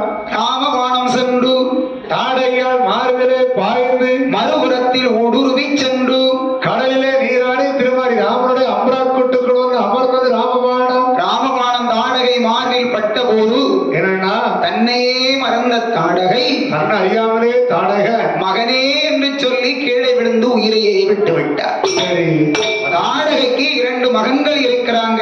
மாரிசன் சுபாகி 2 பேர் வந்தார்கள். ஸ்ரீ ராமனோடு சட்டை செய்தாரே. ராமசுவாமி மீண்டும் வில்லை வளைத்து பானம் தொடுத்தார். அந்த பானம் சுவாகு மாறிகளை பட்டது. சுபாகி இறந்தார். 2வது மாரிசனை ராமபாணம் துரத்தி சென்றது. அதை துரத்தி செல்கிற பொழுது ஓடிக்கொண்டே இருந்தார். ராமா உனது செயல் என்று இருகரம் கும்பிட்டு நின்றான் மாரீசன். கரந்தூக்கி சிறந்தாழ்த்தி வணங்கினார் இந்த ராமபாணத்தை. என்ன ஆச்சரியம்! என்ன மாரிசனை அழிக்க வந்த ராமபாணம் அப்படியே நின்று கொண்டது. அவன் தலையை மூண்டு வர சுற்றி கடலிலே நீராடி திருமாரி ராமனுடைய அம்பராக்குட்டுக்குள் வந்து அமர்ந்தது இந்த ராமபாணம். அதற்கப்புறம் மாரிசன் உயிர் பிழைத்தார். அவனே அதான் பாருங்க, என்ன ராமா என்று சொல்லக்கூடிய அந்த மந்திரத்திற்கு அவனே அப்படி ஒரு பயபக்தி இருக்கின்றது. அவ்வளவு நற்பலன்கள் உண்டு. மாரிசன் ஓடிக்கொண்டே இருந்தவன், துரத்தி கொண்டே இருந்தவன், ராமபாணம் அவனை துரத்துகிறது. ஆமா, அவன் பயந்து ஓடுறான். துரத்த தூரமா ஓடிக்கொண்டே இருந்தான். அப்ப மாரிசை மனசுல நினைக்கிறான், என்ன மாதமான தாடகை இருந்தார், தாயை இழந்தோம் தமையனை இழந்தோம், தன் உயிரை தற்காக்க வேண்டும், நாமல் உயிர் பிழைக்க வேண்டுமானால் என்ன வழி? என்ன வழி? அப்படின்னு நினைத்து நின்று சரணன் என்னான். ராமா உன் சரணம் என்று பாணத்தை பார்த்து வணங்கினான் மாரிசன். சரி, ராமா என்ற உடனே அவன் உயிரே போக்கவில்லை ராமபாணம். அவனை ஒன்றுமே செய்யலாம் பாருங்களேன். அவனுக்கு உயிரை கொடுத்தது. அவனை அதனாலதான் ராமா என்ற சொல்லுக்கு அப்படி ஒரு பயபக்தி உண்டு. உண்மைதானே? ராமா என்று யார் அடிபணிந்து வணங்குகிறார்களோ, ஆமா, அவர்களுக்கு இறைவன் எம்பெருமாள் எல்லா நலனையும் வழங்குவாராம். அனைத்து வளமும் நலமும் கொடுப்பார் ஐயா. ஆமா. அதனால என்னடா? மாரிசன் ராமனை நினைத்து சமுத்திரத்திலே தவம் இருந்தார். ஆமா, ஏவுக்கடல்லாம் ராமச்சந்திர பூமான் மேரி எல்லாம் பூமாரி மழை பொழிந்தார். பொழிந்தார். பூமலையாகவே பொழிந்தார்கள். விஸ்வாமித்திர மகாமுனிவர் ராமநேஸ்வர பெருமானை வெந்து பாராட்டி நல்ல பையனை சொல்லி அதற்கப்புறம் யாகம் வளர்க்கிறார். ஆமா, யாகத்துக்குள்ளே இருந்த 1008 அஸ்திரம் பிறந்தது. அதனுடைய பெருமைகளை சொல்லி சொல்லி ராமன் திருக்கரத்திலே கொடுத்தார். பாஸ்வர அஸ்திரம் வந்து பிறந்தது. அது இளைய பெருமானாப்பட்டால் லட்சுமணன் கையிலே கொடுத்தார். ராமா லட்சுமணா, ஐயா நாங்கள் வந்த வேலை முடிந்து விட்டது. சிறப்பாக முடிந்தது. இருந்தாலும் தாடகையை அளித்த காரணத்தால் சரி, பெண்ணை கொல்வது பாவம் அல்லவா? அந்த பாவத்தை உடனே நாங்கள் போக்க வேண்டும். அதுக்கு என்ன செய்யலாம்? ஓடுகின்ற நதியில் 3 பேரும் திருத்தமாடினார்கள். ஐயா, ஆற்று மணலை கிராமம் திருக்கரங்களால் எடுத்து அரலிங்கமாக அமைத்து வைத்து கானகத்தில் இருக்கக்கூடிய பூக்களை பறித்து வந்து பல வகைகளை கொண்டு வந்து பகவானுக்கு படையலாக வைத்து என்ன இறைவா, ஈஸ்வரா, எம் பெருமானே, பகவானே, தாடகை அளித்த பாவம் என்னை விட்டு நீங்க வேண்டும் இறைவா என்று ஐயா பகவானுக்கு பரந்தராமன் பரிகார பூஜை செய்து முடித்தார். பூஜை இறுதி முடிந்தது. சிறப்பு சிறப்பு. பகவானுக்கு படையலாக வைத்தார்களே பல வகைகள். அம்மா, அதை எடுத்து விஸ்வாமித்திரர், ராமசுவாமி, லட்சுமணன் 3 பேரும் எடுத்து அறிந்து கொண்டார்கள். 3 பேருமே சாப்பிட்டாங்க. ராமா, ஆமா, நேரமாகிவிட்டது. காலம் பொன் போன்றது, கடமை கண் போன்றது. ஆகையினால் இனிமேல் இந்த வனத்தில் ஒரு நாடு இருக்கக்கூடாது. கால தாமதம் வேண்டாம், கடந்து விடலாம், போகலாம் என்று ஆமா பெண்ணும் மண்ணும் போல் படைத்த விஸ்வாமித்திரமும் நடக்க எம்பெருமான் இளைய நல்ல பெருமானோ 2 நல்ல பேர்களுமா மாமுனிக்கு முன்னாலே மாமுனிக்கு பின்னாலே மதுரைகளும் மாறாரே ஒரு முனிக்கு பின்னாலே ஒரு முனிக்கு குழந்தைகளும் மாறாரே ஒரு முனிக்கு பின்னாலே ஒரு முனிக்கு பின்னாலே குழந்தைகளும் மாறாரே. அவர்கள் 3 நல்ல பேர்களுமா பலகலில தானமர்ந்து பலகலில தானமர்ந்து ஆற்றை கடந்தல்லவோ அடுத்த கரை வந்தல்லவோ படகை விட்டு இறங்கியல்லோ படகை விட்டு 3 பேர் நடந்து வாரா படகை விட்டு இறங்கியல்லோ படகை விட்டு இறங்கியல்லோ 3 பேர் நடந்து வாரா. மாமோனிவர் முன்னடக்க மாதவனோ பின்தொடர லட்சுமண பெருமாளும் 3 நல்ல பேர்களுமா முன்னும் பின்னும் பாதை பார்த்து நடந்து வர அந்த பாதை வழியில் வருஷமை பாதை கல்லை கண்ணால் கண்டா அடிராமன் மாதம் மது அந்த கல்லில் பட்ட போது கல்லு வெண்ணா மாறியதை கல்லு வெண்ணா மாறியதை கண்டாடையும் பெறும் கல்லு வெண்ணா மாறியதை கல்லு வெண்ணா மாறியதை கண்டாடையும்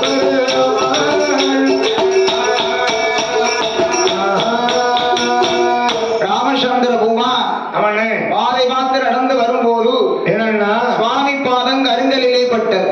கல்லு மேலே பட்டது. சுவாமி பாதம் கருங்கலில் பட்ட அடுத்த வினாடி என்னன்னா கல் உருவம் நீங்கி நல் உருவமாகி அழகான பெண் வந்து தோன்றுகிறாள். இதை கண்டார் விஸ்வாமித்திர மகரிஷி. விஸ்வாமித்திரர் பார்த்த உடனே வியப்படைந்தார். ராகவா, ஐயா, உன் பெருமையை நான் என்னவென்று சொல்வேனப்பா? உன்னை அருமை பெருமை அத்தனை நான் என்னையப்பா என்னப்பா சொல்ல என்ன எப்படி சொல்ல போறேன்? அரைக்கு தாடகையோடு நீ சண்டை செய்கின்ற போது உன் கைவண்ணத்தை அங்கு கண்டு மகிழ்ந்தேன் பிரகுராமா என்று உனது கால்வண்ணத்தை கண்டு மகிழ்ந்து நின்றேன் ராமா என்றார் மகாமுனிவர். சுவாமி, ராகவா, என்னுடைய கால்பாதம் பட்ட உடனே என்னப்பா இந்த கல் உருவம் நீங்கி நீங்கி நல் உருவமாகி ஆகி அழகான பெண் வந்து தோன்றி இருக்கிறாளே. ஆமா ராமா, இந்த பெண் யாரு சுவாமி? என் ராகவா, இவள் யார் தெரியுமா? இது யாரு சுவாமி? தேவி இவள் ராமா.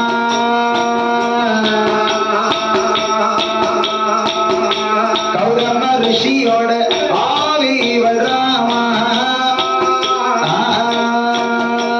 தேவி இவள் ராமா.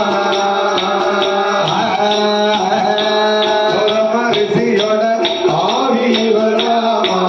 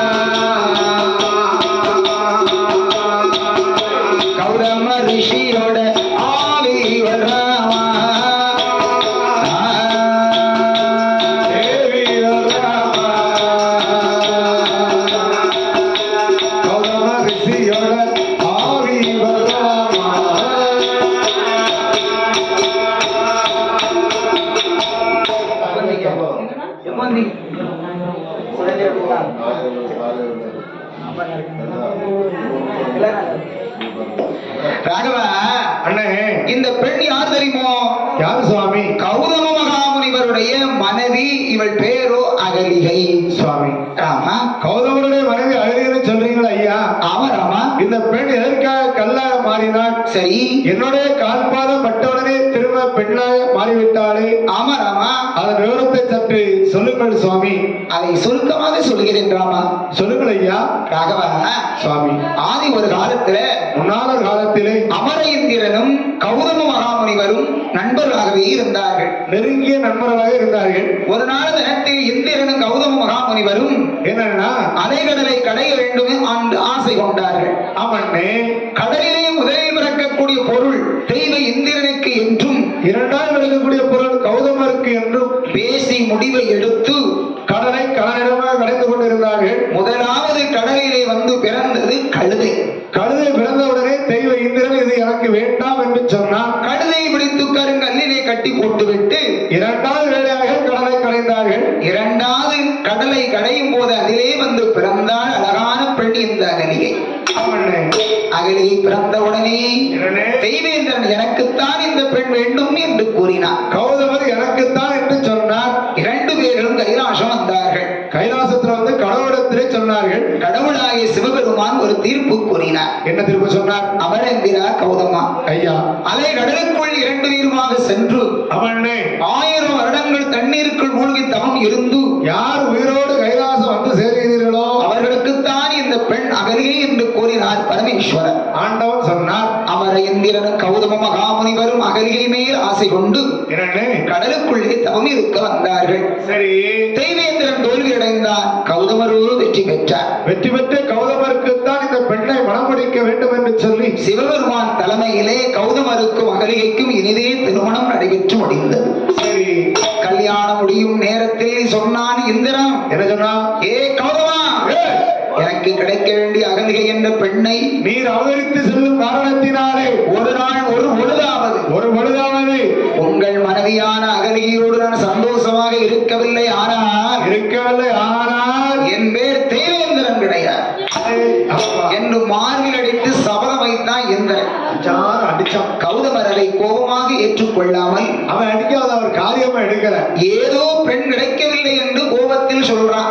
அடிச்சு போட்டோம். சொன்னா சொல்லிவிட்டு போகட்டும் என்று போனால் போகட்டும் போடா என்று சொல்லிவிட்டு கௌதம மகாமுனிவர் பகவான் பாதத்தில் விழுந்து வணங்கி, என்ன இறைவா, ஈஸ்வரா, எனக்கு திருமணம் முடிந்து விட்டது. எங்கள் இல்லறத்திற்கு இந்த இடம் நல்லறமாகாது. சென்று வருகின்றோம் என்று இறைவன் பாதம் தொட்டு வணங்கி விட்டு அமண்ணே அத்துவான ஆருணிய வனமதிர அடர்ந்த வனசுவாரையிர கௌதம மாமுனியோ அகலிக பெண்கோடியும் குடிசை ஒன்று தான வைத்து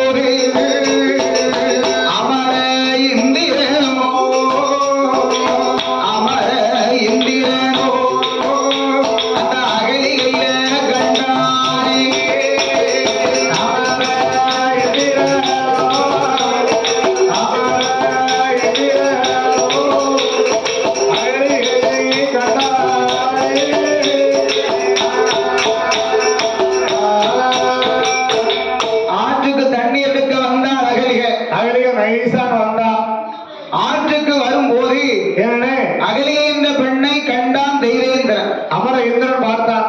ஆகா, என்ன அகலிய இங்கதான் இருக்காளா? இப்ப கிடக்கடா. அன்றொரு நாளிலே கைலாசத்தில் வைத்து சொன்னோமே ஒரு வார்த்தை, ஒரு நாள் ஒரு பொழுதாவது உல்லாச சல்லாசமாக இருக்க வேண்டும் என்று சொன்னோமே, அன்று வைத்த சபதத்தை இன்று நிறைவு செய்ய வேண்டும். இன்று இரவு அகலிகை வீட்டுக்கு செல்ல வேண்டும் என்று முடிவெடுத்தான் தெய்வேந்திரன். முடி எடுத்தான் முதல்ல. எந்த கோயில போய் முடி எடுத்தான்? முடிவு எடுத்தான். ஒரு வார்த்தை விட்டுட்டீங்க பாத்தீங்களா? அவன் ஒரே எழுத்தான். ஒரு எழுத்து அப்படிங்கிற வார்த்தையை நீங்க விட்டதுனால எவ்வளவு மாற்றம் வந்து விட்டது, எவ்வளவு பிள்ளைகள் வர்றத பார்த்தீங்களா? ஆகையினால் அமர இந்திரன் சென்றான் அவன் இருப்பிடம். ஆமா, இரவு சரியாக மணி 10 தாண்டுது. மணி 10 மணி தாண்டிட்டு, அது அப்பலே தாண்டிட்டு மணி 12 போகுது. இங்க 12 போகுது. அதுல வந்து 10 மணி வைங்களேன். ஆமா, சரி. கணவன் மனைவி 2 பேரும் சாப்பாடு சௌரியங்களை எல்லாம் முடித்து என்ன கௌதம மகாமுனிவர் தாம்பூலம் தரித்து சரி சப்பரமஞ்ச கட்டில்ல தலையணையில தலை வைத்து அந்த ஐயா கால் நீட்டி கண்ணைந்து தூங்க போற. கட்டில படுத்து தூங்க போறாரு. ஆமா, கௌதம மகாமுனிவர் அருகாமையில் வந்த அகலிகை என்ன அவர் பாதங்களை எல்லாம் மெதுவாக அழுத்தி கொடுத்தாங்க. சரி, அதுக்கப்புறம் தான் அவர் கண்ணை இருந்து தூங்குவது எப்போதும் வழக்கம். தினசரி இது ஒரு வேலையாவே வச்சிருந்தாரு ஐயா. கௌதமர் தூங்கியதுக்கு அப்புறம் அகலிகை தூங்கினார். அந்த அம்மா தூங்குவாங்க. மணி என்னாச்சு தெரியுமா? மணி என்னாச்சு? 12 மணி ஆகிவிட்டது. 12 மணி ஆயிட்டு. ராத்திரி 12 மணி. ராத்திரி 12 மணி. இப்படி இங்கே தூங்கிக் கொண்டு இருக்கும் அந்த நேரம் என்ன தெய்வலோகத்தில் தெய்வேந்திரனுக்கு தூக்கமே வரல. ஏன் தூக்கம் வரவில்லை? எதுக்கு தூக்கம் வர மாட்டாங்க உங்களுக்கு? நேத்தெல்லாம் வெளியில் முடிச்சுட்டு போயாச்சு. நான் 5 மணிக்கு எழுந்துச்சு உங்களை பாக்குறேன். எதுக்கு மைக் ஆஃப் பண்ணி வச்சேன்? நல்லா 2 பேரையும் யாரெல்லாம்? பாட்டி மோகன், ஒரு மாப்பிள்ளை. நீங்க பாட்டி மோகனா? எல்லாத்தையும் மாத்தி பேசாத. பாட்டி மருமவன். பாட்டி மருமவன். பாட்டி மோகங்க. மருமகன் பெரிய மகன் எனக்கு எல்லாம் அப்படிலாம் சொல்லக்கூடாது. மகன் என்பது வேற, மருமகன் என்பது வேற. இருந்தாலும் மருமகன் இப்ப மகனாதான். சரி, கதைக்கு வா. வாங்க. அதாவது என்ன, இரவு சரியா மணி 12 மணி ஆச்சு. அவனுக்கு தூக்கம் வரல. அவனுக்கு தூக்கமே வரல. இந்திரனுக்கு ஏன் தூக்கம் வரலன்னு கேட்கணும். எதனால தூக்கம் வரல? இந்திரனுக்கு மட்டுமல்ல, ஆமா, இந்த உலகத்திலே சரி 3 பேர்களுக்கு இரவு நேரம் தூக்கம் வராது. யார் யாருக்கெல்லாம் தூக்கம் வராது? நோயாளி. ஆமா, 1. சரி. அடுத்து யாரு? காதல் கொண்டவன்.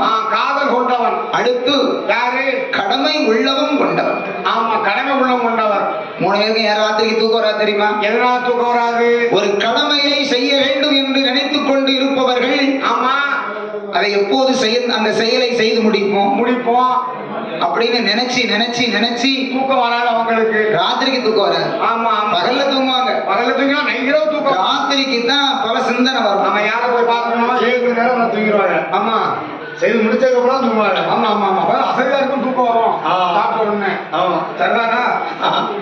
அப்படிதான். ஆமா, எப்ப வருதுன்னா மத்தியானம் சாப்பாடு முடிஞ்சோட தூங்கணுமியா. சரி, அப்படியே பழகி போச்சு. பேசி முடிச்சிட்டீங்களா? என்ன பேச போறேனே எனக்கு மறந்துட்டு. அது என்னதான் உனக்கு தலைமுடியும் கருப்பா இருக்கு, மீசையும் கருப்பா இருக்கு, தாடி கூட வெள்ளையா இருக்கு. டை அடிக்கணும் மாப்பிள்ள நீங்க. அப்படியா? இருக்கு. புருவம்னா பார்க்க கண்டங்கரைன்னு இருக்கு. இயற்கையா உள்ளது. இது மட்டும் இயற்கை. இது மட்டும் செயற்கையா? இதுதான் இயற்கை, இது செயற்கை. எல்லாம் செயற்கை தான். சரி, கதைக்கு வந்துருவோம். நான் என்ன சொன்னேன் மறந்து போச்சுதான். ஞாபகப்படுத்துங்க. இரவு நேரம் தூக்கம் வராது. அந்த 3 பேருக்கு கடமை உள்ளம் கொண்டவர். சரி, அந்த காரியத்தை எப்ப செய்து முடிப்போம் எப்போ எப்படி நடத்தலாம். ஆமா, அப்படி நினைச்சு அவருக்கு தூக்கம் வராது. ராத்திரிக்கு தூங்க மாட்டாங்க. ஆமா. அடுத்து சரி, நோயாளின்னா நமக்கு மாதிரிதான். எப்படி இருமுறைக்கு தூக்கமே கிடையாது. அது மாதிரிதான் இருமுறீங்க. நான் சளி வெளியில வரமாட்டேன். சளிக்கு எவ்வளவோ மருந்து சாப்பிட்டு தான் பாக்கி இருக்கு. என்ன செய்ய? அது சளி கையில வேற எதுக்கும் சாப்பிடுறா? அதான் அதுக்கு தானே. ஏன்னா விவரமே தெரிய மாட்டாங்க. இல்ல ஆனா டானிக்கு குடிக்கிறீங்க, அதுல எழுத்து வித்தியாசமா வருது. அப்படியா? ஆமா, எழுத்து வந்து அந்த சளிக்கு சாப்பிட்ட மருந்து மாதிரியே தெரியல. சரி சரி, இன்னும் வேற டப்பா நம்மகிட்ட இருக்குங்க. அது நீங்க பார்க்கல. எத்தனை டப்பா தான் எந்த ஊர்ல எல்லாம் பிறக்கி வைப்பீங்க? எல்லாம் போற ஊர்ல போற டப்பா யாராவது குடிச்சிட்டு தூரப்படுற டப்பாத்தையும் பிறக்கி வச்சுக்கிட்டு எனக்கு அந்த நோய் இந்த நோய்ங்கிறீங்க. சரி, கதைக்கு வருவோம். நோயாளிகளுக்கு இரவு 12 மணிக்கு மேல தூக்கம் வராது. தலையை கீழே போடுவாங்க. ஆமா, தொண்டை பச்சை வந்துடும். அம்மா ஏத்தா, ஐயா ஏதா ஐயா பொண்ணமே வர முடியாம ஒரு தண்ணிதாயே அப்படின்னு சொல்லுவாங்க. ஆமா. அவங்களும் தூங்க மாட்டாங்க, பக்கத்துல இருக்கிறவங்க தூங்க விட மாட்டாங்க, அடுத்தவங்களையும் தூங்க விட மாட்டாங்க. விட மாட்டாங்க. அடுத்து ஆமா யாரு? அடுத்து ஒரு ஆள் இருக்கிறார். அது யாருன்னு? காதல் கொண்டவர்கள். காதல் ஒரு ஆணும் பெண்ணும் மனதால் நேசித்து விட்டால் நினைத்து விட்டார்களானா இரவு நேரத்துல அந்த ஐயா நேரம் எப்ப விடியும், எப்ப விடியும், எப்ப அந்த பிள்ளையை போய் பார்க்கலாம் காலைல 10 மணிக்கு அப்படின்னு நினைச்சு நினைச்சு அவருக்கும் தூக்கம் வராது. தூக்கம் வராது வராது. 3 பேருக்கு தூக்கம் வராது இல்லையா? ஆமா ஆமா ஆமா. ஒரு அறிவிப்பு. மேளக்கலைஞர்கள் உடனடியாக ஆலயத்திற்கு வரும்படி உங்களை விழா கமிட்டியாளர் அன்போடு அழைக்கிறார்கள்.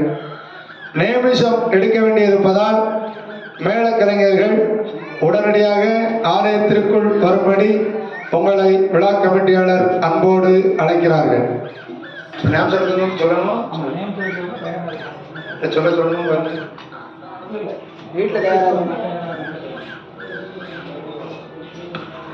மற்றொரு அறிவிப்பு.